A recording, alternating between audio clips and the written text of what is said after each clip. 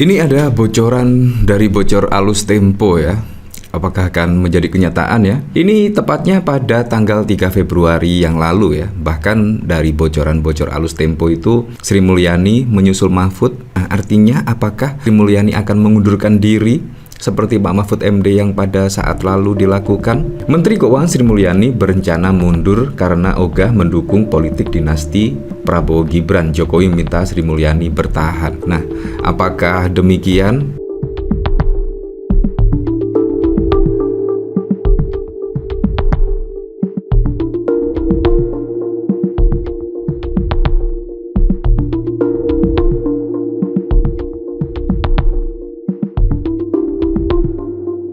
Tetapi kalau kita lihat ya, apalagi dari statement Sri Mulyani seperti makan bergizi gratis, itu terlihat. Menurut saya dengan makan bergizi gratis itu Ibu Sri Mulyani ya nampaknya agak tidak setuju ya. Bahkan membandingkan makan bergizi gratis dengan catering hajatan. Nah, memang catering hajatan, kalau kita menggelar hajatan saja harus membutuhkan uang yang cukup ya. Bahkan kita harus menabung untuk melakukan hajatan. Tetapi kalau hajatan setiap hari, bayangkan ya, pastinya juga akan berdampak setidaknya dari berbagai macam sektor. Apalagi bahan-bahan pokoknya untuk program makan bergizi gratis itu ternyata dari impor. Bayangkan. Menurut saya dengan pernyataan Sri Mulyani ini membandingkan dengan catering hajatan, menurut saya secara tidak langsung Bu Sri Mulyani agak kurang setuju dengan program makan bergizi gratis ini. Nah, apakah prediksi dari bocor alus Tempo itu benar adanya? Ya memang Bu Sri Mulyani itu sangat pusing sekali kemungkinan ya sebagai Menteri Keuangan pada saat lalu di era Pak Jokowi. Dan bahkan juga setelah Pak Jokowi purna tugas itu meninggalkan hutang yang cukup fantastis dengan pembangunan-pembangunan yang telah dilakukan. Konon katanya banyak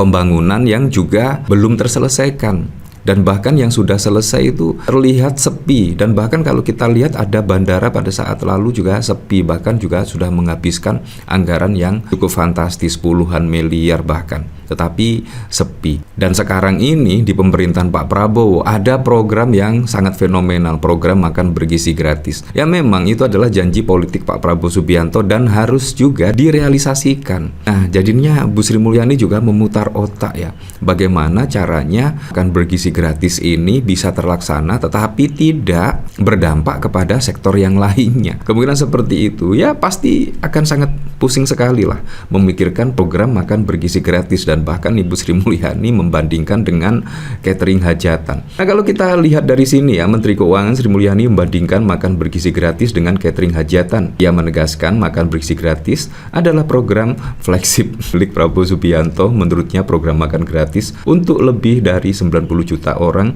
bukan sekedar butuh anggaran besar. Banyak di ruangan ini yang mungkin sudah memiliki mantu atau dalam hal ini menggelar pernikahan anak, biasanya Anda mengundang 500-an orang, 1.000 orang, atau jika sangat kaya mungkin tamu undangan 5.000 orang. Ucapnya dalam Mandiri Investment Forum 2025 pada 11 Februari. Namun, wanita yang akrab disapa Ani itu mengatakan persiapan pesta pernikahan itu punya cukup waktu panjang. Ia memperkirakan biasanya pihak keluarga mempelai punya waktu 6 bulan sampai setahun termasuk untuk urusan catering.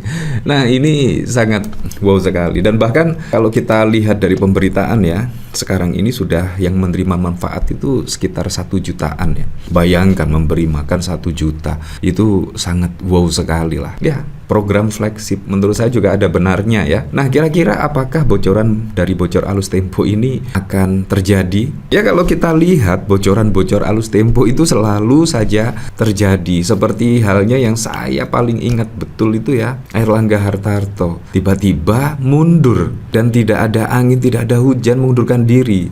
Kalau kita lihat suara pileg Partai Golkar itu ya cukup mentereng kalau kita lihat, dan bahkan juga tidak ada dinamika-dinamika yang terjadi di internal Golkar dan lain sebagainya. Tetapi tiba-tiba mengundurkan diri. Ini juga ada apa? Dan tiba-tiba ada Bahlil Lahadalia menjadi ketua umum Golkar. Itu juga bocoran dari bocor alus Tempo. Menurut saya sangat wow sekali.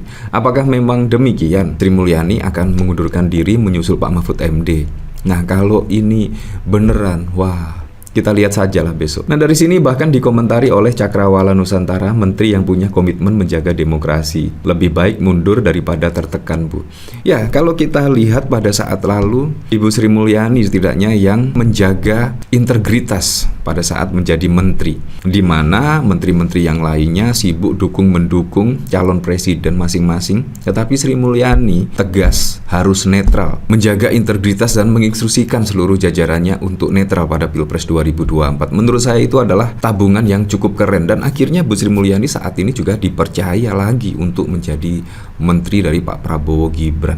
Apakah dengan kebijakan-kebijakan Pak Prabowo yang mengefisiensi anggaran yang sedemikian rupa, akhirnya Bu Sri Mulyani ya setidaknya menyerah dan akhirnya mundur? Bisa saja terjadi. Apalagi kalau kita lihat juga dari bocoran-bocor alus Tempo, Bu Sri Mulyani ingin mundur karena ogah mendukung politik dinasti dan Prabowo Gibran. Nah, apakah demikian? Nah, kalau kita lihat pada saat lalu juga Pak Luhut bin Sarpanjaitan, jangan kritik semua jelek. Semua jelek, kalau jelek pindah aja kau dari Indonesia. Nah, saat ini juga kejadian ya, bahkan juga rame diperbincangkan di publik, khususnya di X, bahkan tagar kabur aja dulu bahkan trending, dan semuanya ingin kabur ya.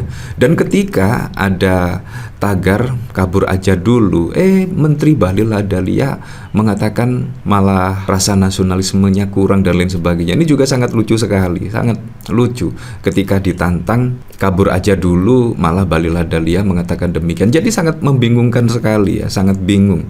Ketika pada saat lalu ada yang mengkritik, bahkan Luhut bin Sarpanjaitan, ya pindah aja kau dari Indonesia, jangan mengkritik terus semuanya jelek dan lain sebagainya. Tapi ketika ada tagar kabur aja dulu, Bahlil Lahadalia malah mengatakan yang bekerja di luar negeri itu diragukan rasa nasionalismenya dan lain sebagainya. Ini juga sangat lucu sekali kalau menurut saya. Nah, dari sini bahkan juga dikomentari oleh Kacong, kok anti kritik, bapak saja yang pindah keluar, hehe. Iya kan, bener Pak, kritik yang jelek kalau bagus mah namanya puji. Kalau nggak mau dikritik, jangan minta uang kita buat bayar pajak. Pakai aja duit nenek bapak dan keluarga bapak buat bikin kebijakan. Kita yang susah dipajakin ina-inu tapi pemerintah aja kaya. Cuma terima kritik aja nggak bisa. Masih banyak anggota rakyat jelata yang bingung bulan depan masih terima gaji apa enggak, bakal terima THR apa enggak, pusing cicilan ini itu, bayar utang sekolah anak, cari kontrakan yang terjangkau. Lah dia hidup enak dari pajak dibayar rakyat masih berisik. Ya, seharusnya menerima kritikan itu seharusnya diterima dengan baik lah. Padahal sebenarnya kalau menurut saya sih, masyarakat sebenarnya sudah malas mengkritik ya. Tetapi karena melihat fenomena perpolitikan saat ini yang sangat tidak menentu ya, menurut saya sangat wajar sekali masyarakat mengkritik, dan seharusnya juga didengar kritikan dari masyarakat. Apalagi pada saat lalu Pak Prabowo malah menyebut, wah terkait kritikan kabinet gemuk dan lain sebagainya, ya Anda tahu sendiri lah. Ya, tapi selebihnya kita kembalikan lagi ke masyarakat menilainya seperti apa.